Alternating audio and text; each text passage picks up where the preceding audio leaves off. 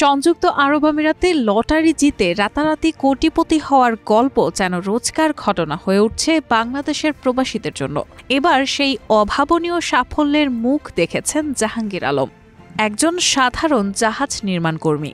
Abu Dhabi big ticket Rafael ড্রতে তিনি জিতেছেন 2 কোটি দিরহাম, যা বাংলাদেশি মুদ্রায় প্রায় ৬৬ কোটি টাকার সমান।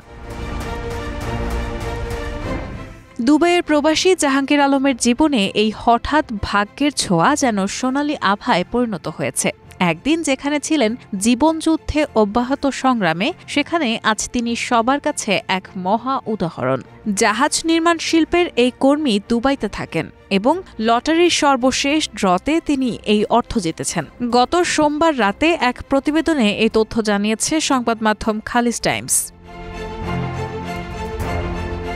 প্রতিবেদনে জানিয়েছে, সোমবার অনুষ্ঠিত সর্বশেষ আবুধাবি বিগ টিকেট ড্রতে 2 কোটি দিরহাম জিতেছেন দুবাইয়ে বসবাসরত বাংলাদেশি প্রবাসী জাহাঙ্গীর আলম। তার টিকিট নম্বর ছিল 134468 এবং তিনি গত 11 ফেব্রুয়ারি এই টিকিট কেনেন।